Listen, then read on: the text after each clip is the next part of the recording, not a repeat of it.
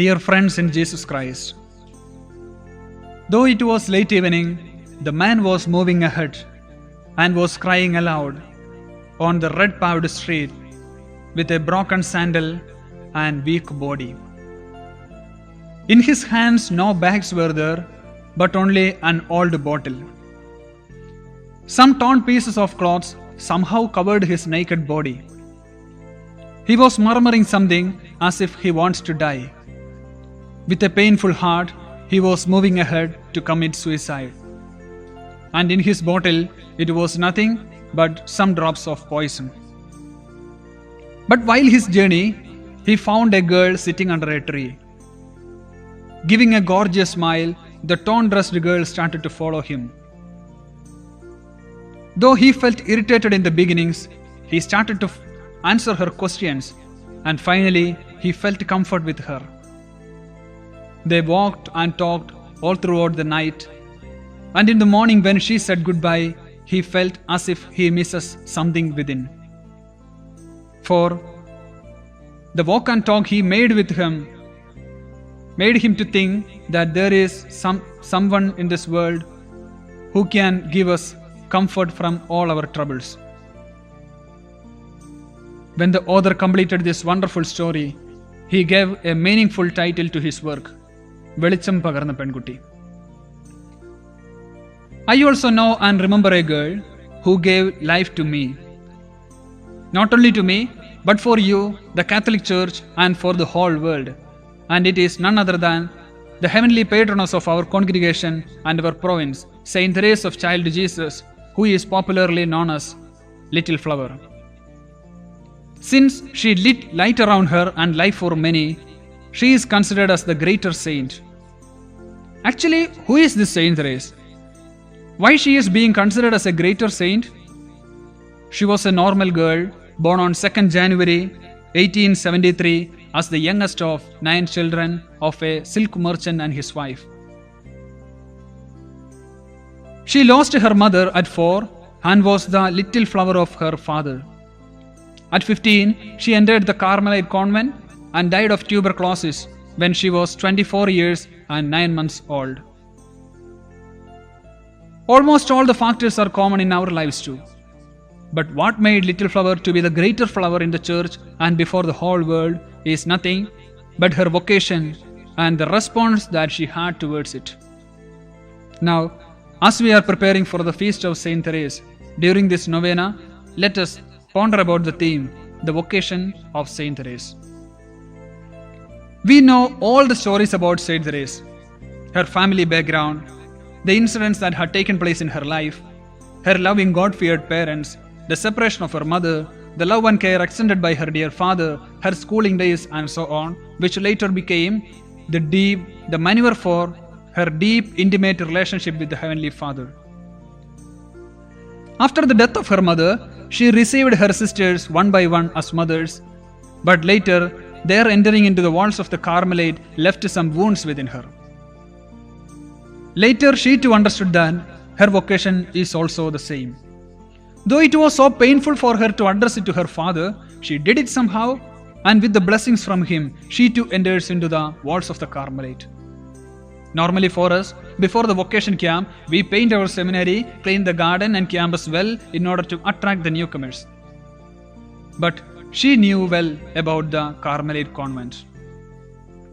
If I ask you to tell about your story of your vocation, most of our stories will find its culmination with our entrance to the minor seminary.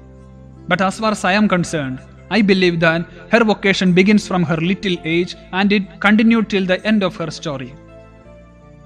The basic thrust of her vocation was love alone, and her only intention was to please God. During this journey, she finds her various vocations. The first among that is the vocation to save the souls. One day, while she was still before the crucifix, she found that the blood from the crucified Jesus fall down and there is no one to collect it. Here she wishes to collect it for the salvation of the souls. For from the groan of Jesus, I thirst, she realized the thirst of Jesus for the salvation of the souls. As every lover wants to give a special gift to his or her partner which they like more, she also wanted to give her lover a gift, a special one which she could ever give. And she understood that it is nothing but the salvation of the souls. And for that, she even ready to go to hell. The prayers and penance she made for the notorious criminal Francini is one among the examples. The next vocation, which she claimed was little bit crazy for common sense, the priestly vocation. Saint Therese is the one who most often and clearly spoke about her priestly vocation. And it remained with her until the end of her life, and it was at the end, in this vocation, she found the deepest meaning of her early death. The heart of the autobiography of Saint Therese, that which gives us the key of her spirituality, is where she describes about her vocation, that is manuscript B.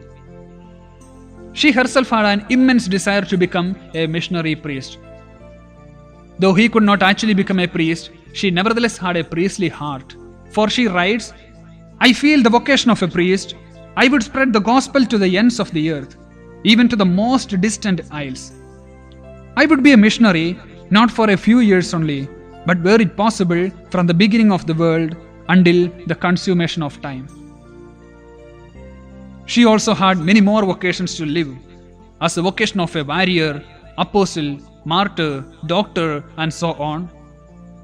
But finally, she realized the core of all these vocations, which Jesus tried to teach all throughout his life.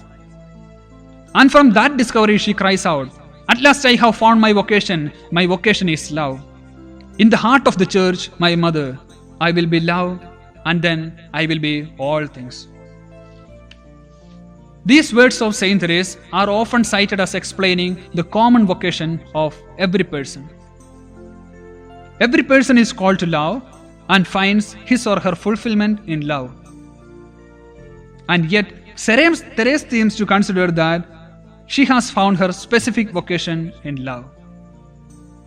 Some persons are called to be the hands of the church, some are called to be the eyes of the church, and some are called to be the feet of the church.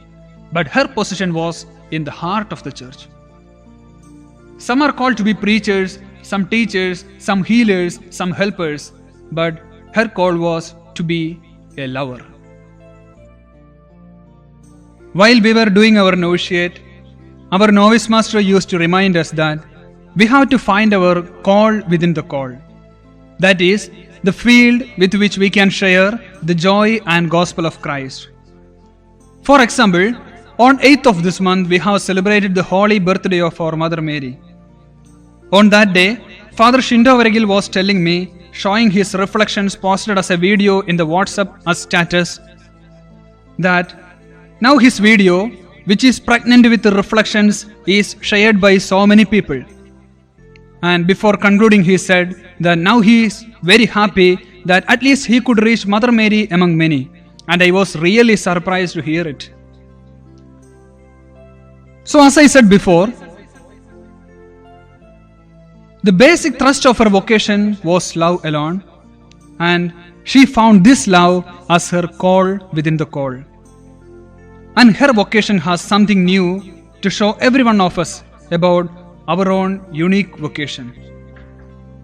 Till now, we were reflecting about the vocation of Saint Therese. Now, it's time for us to reflect about our own vocation in connection with her call. We are also called to be the lovers of Jesus.